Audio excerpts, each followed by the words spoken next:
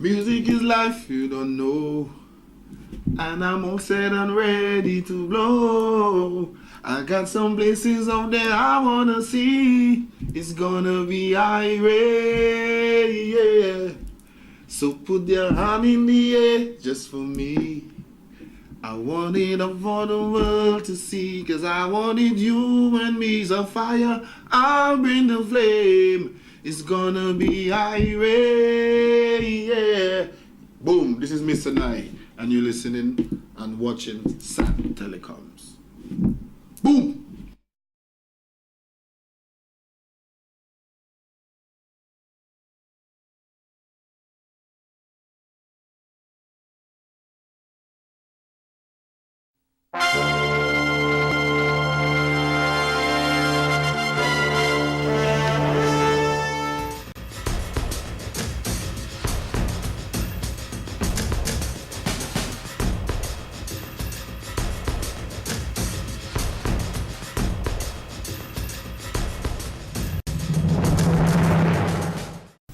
Welcome to SAT TV's news. I am Shanna, Esprit, your presenter.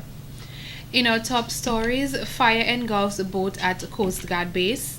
Cuba takes responsibility for North Korean missiles. Detroit becomes the largest U.S. city to file for bankruptcy. And in sports, matches for Rounders League kicks off this Sunday. Details of these will follow.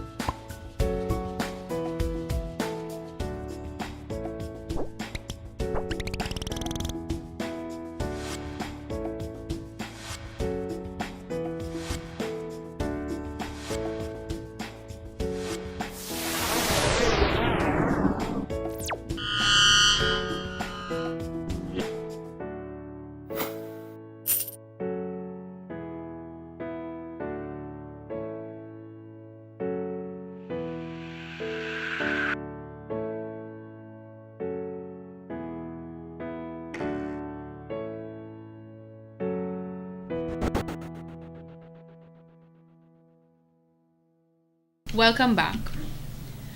Although there has been strong criticism against the government's plan to pursue geothermal energy, the Dominica Hotel and the Tourism Association has thrown its support on the side of the government.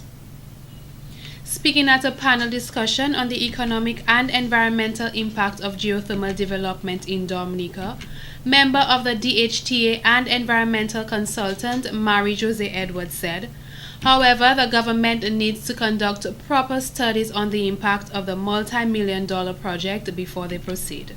The fact that they're going down that road is something, that's really good for Dominica. However, with all development projects, there are environmental impacts, and most of these impacts can be mitigated if you have the right information and you are willing to undertake monitoring activities. Geothermal versus conventional, in terms of Dominica, that could be the best thing that could happen to Dominica, because as you see, electricity generation, the negative impact, imported fossil fuels, volatile oil prices, high electricity rates, GHG emissions, these are all negative. Geothermal power generation here, reduce electricity rates, reduce fossil fuel impact, and reduce GHG emissions. That is good for Dominica and its image as a little island of the Caribbean. Geothermal energy is a good thing. However, it has to be done properly, and we are to hold the government responsible on how it is going to be done so all the negative impacts can be mitigated, she said. Minister for Public Works, Energy and Ports, Honorable Rayburn Blackmore says the preservation of the environment will be a priority in their pursuit to geothermal energy. We have been able to really proceed with that project by way of precision. Having done the estimates in 2007-2008, we decided to proceed with the actual drilling of 3 test wells. Originally it was constructed 4. To give us an insight as to the quality and size of the resource.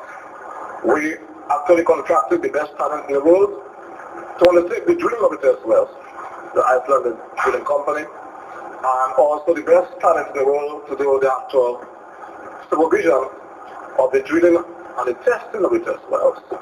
According to the minister, they realize the Roseau Valley as a very important tourism destination, so their approach will strengthen and coincide with the effort of preserving the environment. The test wells were undertaken, and there was no incident with the get it right the first time approach, he explained.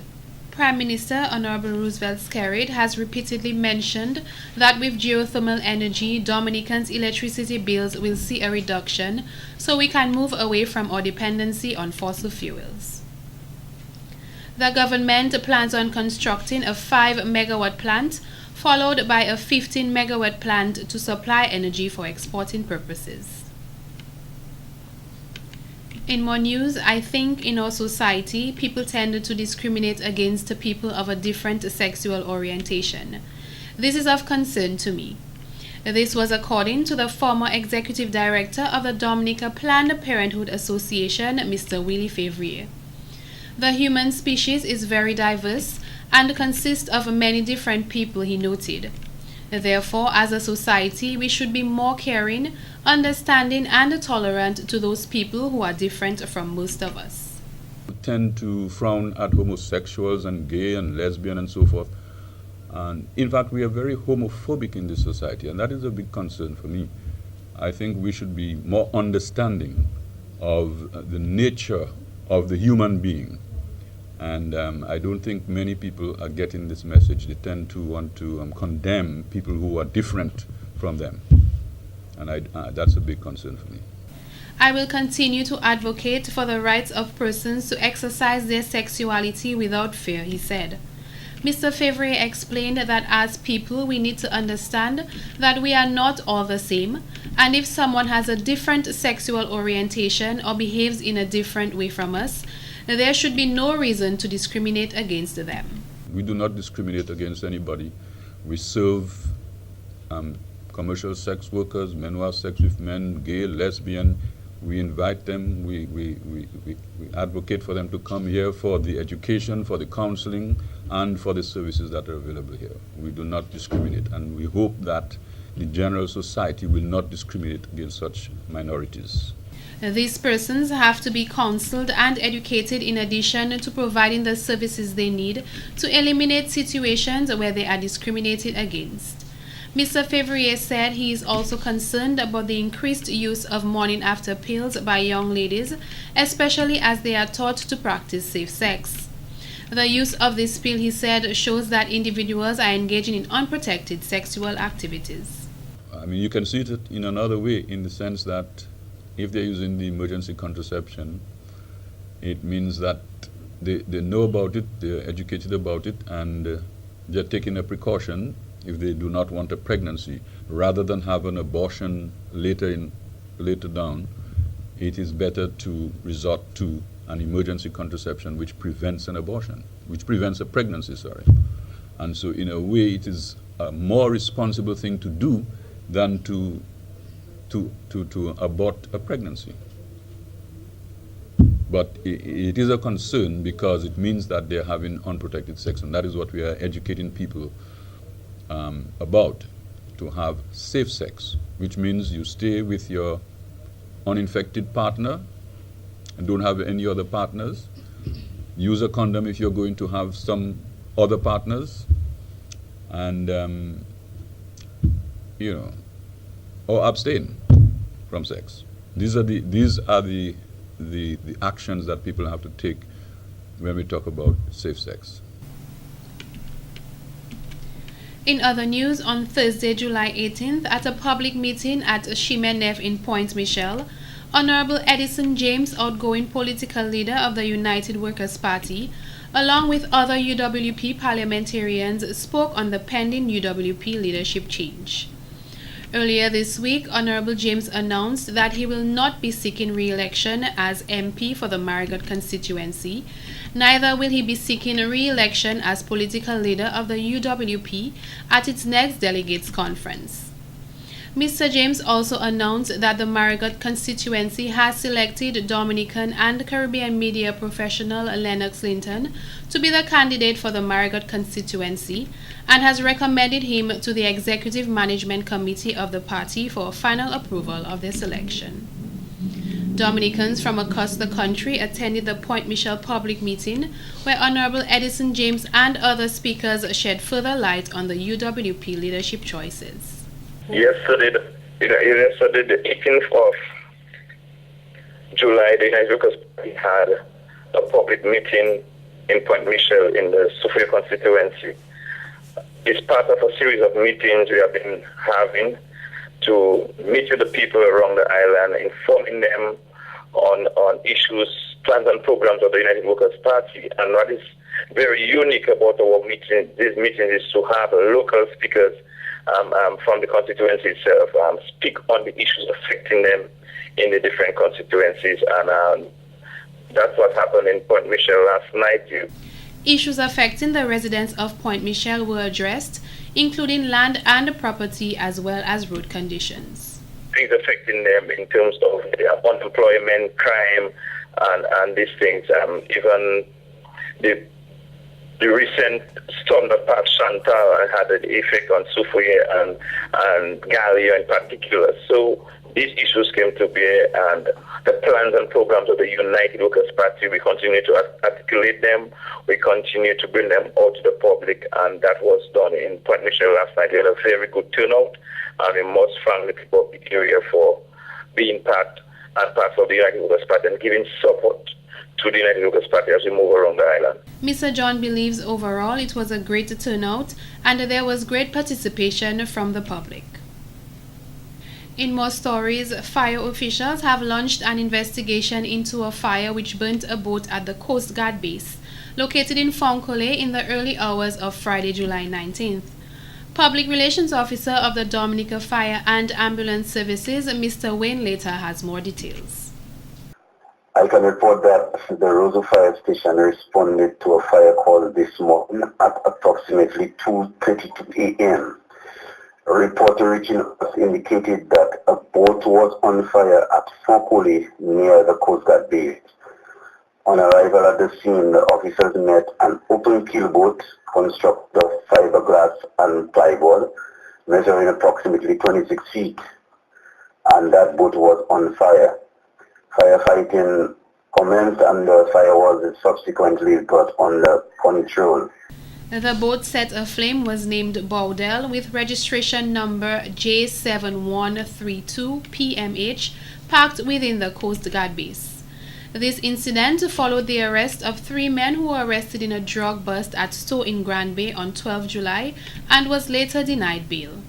Sean Pear and Jerry Henry of Grand Bay, as well as Prosper Dura of Good Hope, who resides at Stock Farm, were jointly charged with possession of cannabis, possession with intent to supply cannabis, and the importation of 1,400 pounds of cannabis. Prosper Dura was charged separately with offloading goods from a vessel in a location other than customs examination area and a failure to give customs notice of arrival. When the 3 defendants appeared before Magistrate Bernard Paquette on Thursday, July 18th, they were denied bail when Police Prosecutor Michael Loda requested additional time for the police officers to complete their investigations. Police Prosecutor Inspector Michael Loda objected to bail on the grounds that 2 other persons fled the scene and have not yet been found. These individuals are believed to be Vincentians, and according to Mr. Loda, they may be hiding in Grand Bay. According to police officials, the seized cannabis is worth $1.427 million. The trial is scheduled for December 2nd, 2013 in Grand Bay. In more stories, in an effort to unite evangelical churches to create awareness of the social issues affecting our communities, a week of activities is carried to commemorate such an event. John Leblanc, a pastor who resides in the United States, gave more in-depth details concerning Sunday, July 21st activities. The project will start on Sunday evening, the 21st, and at the Windsor Park ground.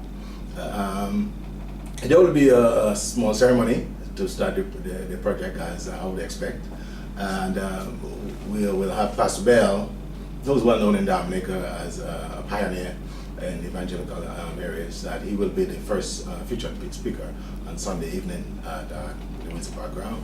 That will be followed Monday evening with another preacher, and then throughout the week into then there will be a break on Saturday, and then Sunday we will culminate with Pastor Estrado at the ground. So. Mr. Leblanc said in various communities, the plan is coming together to work in collaboration with the local pastors, is in place to create awareness of the presence of God. The local pastors in Dominica will be responsible in nurturing and continue to bring the churches, continue that effort of working in unity, because we realize, again, as important that is, Jesus Christ said that we should work together as a church. He said we should occupy till he comes, and we take this very seriously. So as people of God, and so this is basically what it is going to be all about. This project has been in the making for almost a year and is organized by the diaspora of New York, New Jersey, and Massachusetts. Pastors taking part in this worship will be representing these areas. The goal ultimately is to unite. We are not. This is not a unification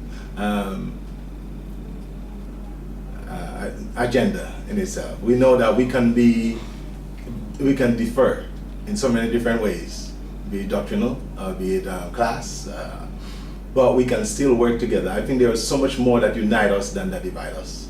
I do not want to be a idealist and think, well, we can all come together and just sing a merry song and we join hands and hug and so on. But we know we have our differences.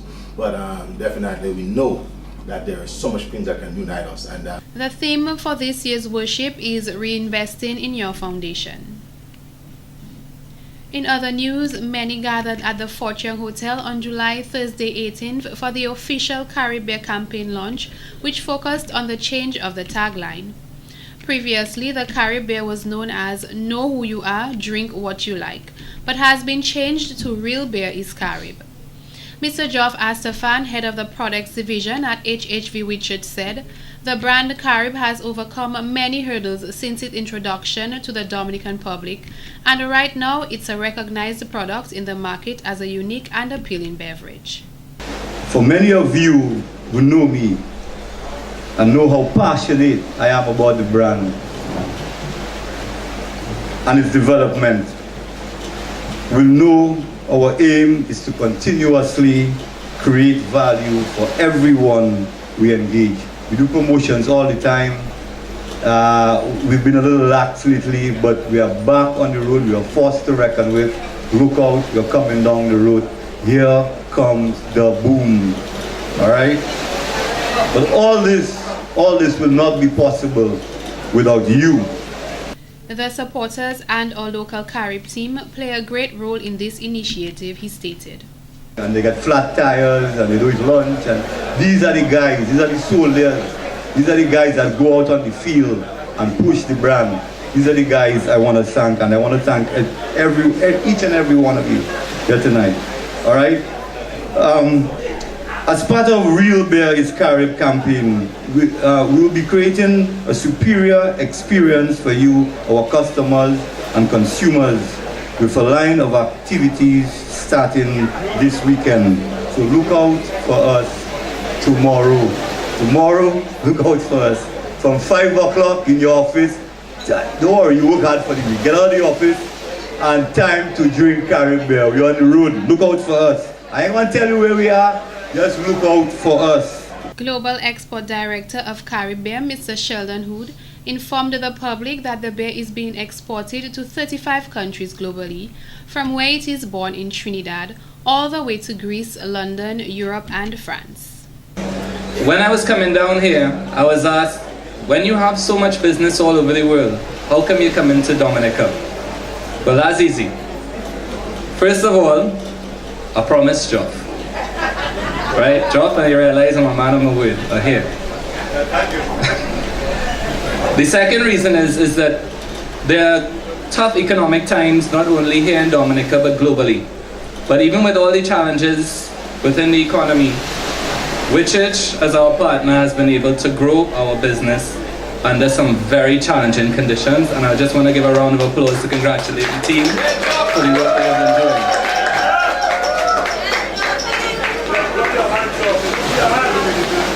doing. Most importantly, all the successes that we've had with Whichich couldn't be possible without you. Mr. Hood noted those who have supported the brand at hotels, bars and other places deserve commendations just as much as the Carib team. For supporting the brand, and I don't want to give too much out because I know Joff is a man of mystery, but we have a lot of exciting things to look forward to. So just again, thank you very much for your support. Everybody enjoy the night. Drink, enjoy, but drink responsibly. Thank you. Caribbean fans can look forward to a weekend of activities as the Caribbean team is expected to be on the streets with exciting events planned for the public.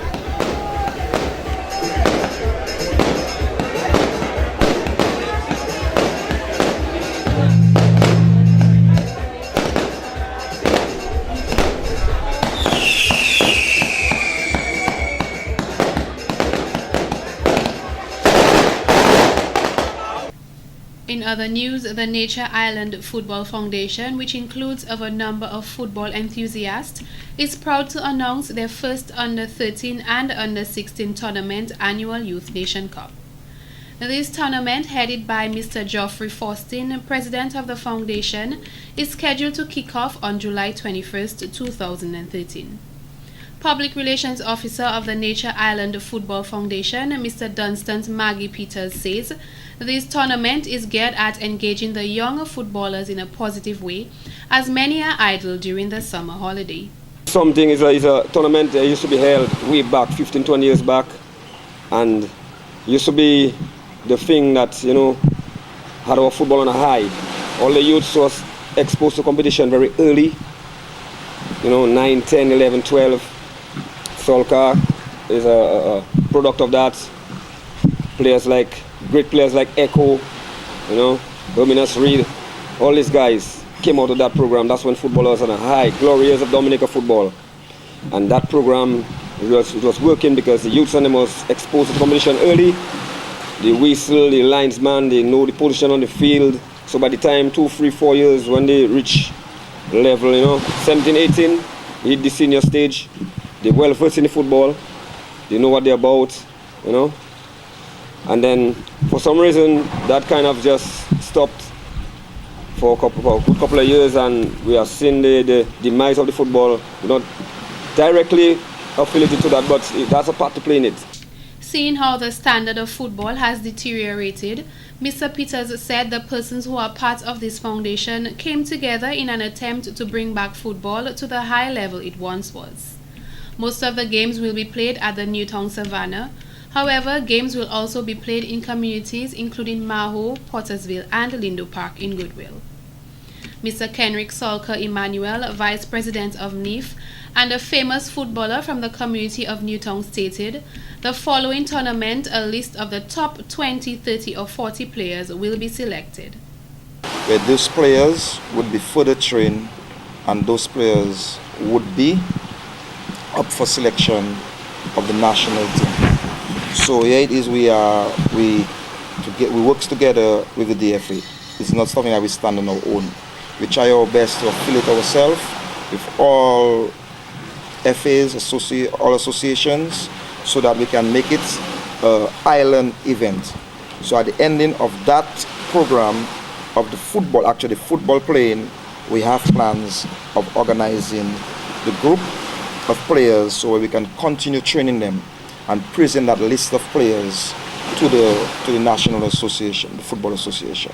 Secretary-Treasurer of Nature Island Football Foundation, Mr. Andrew Armour, believes this tournament will be very exciting for the footballers. So what we want to do today is to make a call to the parents of all the kids to allow their sons to go out to these matches and play. But not only do we want them to send them to the matches, but we want to send them to the coaching sessions. Because at this venue, we're going to have some of the best coaches on the island handling teams. And I had a good laugh at Sulka because I think that he was very surprised by the very positive turnout he got this week. I think he got maybe twice the number of players that he expected to get. So the response from the players is positive and good, and we want to get that same response from the parents so they can encourage the kids to go out there to the trainings, to the games, and to be on time. The tournament, he said, will equip the young footballers with important skills for the sports. The Youth Nation Cup begins at 2 p.m. on the Newtown Savannah, where island-wide teams will compete in a soccer-rama. In more stories, Dominica's Boiling Lake, situated in the Mont Wapito National Park, Dominica's World Heritage Site, is a flooded fumarole 6.5 miles east of Rosa Dominica. Over 350 nominees, the Boiling Lake is listed in the top 25 for the 8th wonder of the world. There are 4 other Caribbean countries who have already submitted nominations in this category to virtualtourist.com. Voting commenced on June 3, 2013 and will end on September 30, 2013.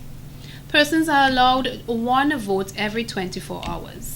The contender with the most votes will be announced in October 2013 and will be featured in a national broadcast TV segment on a popular syndicated program. They will also receive a massive media relations campaign push from virtualtourist.com. Head of Marketing at Discover Dominica Authority, Nikki Moroye John Baptist, says, "This is an excellent way to promote Dominica as the nature island through online and social media. It provides an avenue to brand Dominica and allows persons who would not otherwise know the geographical location of the country to discover its beauty. We urge all Dominicans and visitors to vote for our Boiling Lake as the 8th wonder of the world. For further information on Dominica, contact Discover Dominica Authority at 767-448-2045 or visit Dominica's official website www.discoverdominica.com. You can also follow Dominica on Twitter and Facebook and browse through our YouTube videos. Votes can also be submitted to www.virtualtourist.com/8thwonder. And in court news, Shane de Gallery has been sentenced to 18 years imprisonment for the murder of 19-year-old deceased Justin Joseph of Fankole. Mr. de Gallery was found guilty of murder on Thursday, 13th June, and was sentenced on Friday, July 19th by Justice Bernie Brooks, who considered evidences from both the prosecution and the defense. The period de Gallery spent on remand was also deducted from the 18-year sentence. The murder occurred on Friday, 23rd April 2010 at Everlett's Bar in Pottersville. Justin Joseph died on Friday, 23rd April 2010. The trial took approximately 3 weeks, where 12 witnesses were called to testify. Shane was classified to be a cool-headed and hard-working individual. However, on the contrary, he was described as a tyrant in the community. This has been the local segment of the news. Coming up next, regional highlights.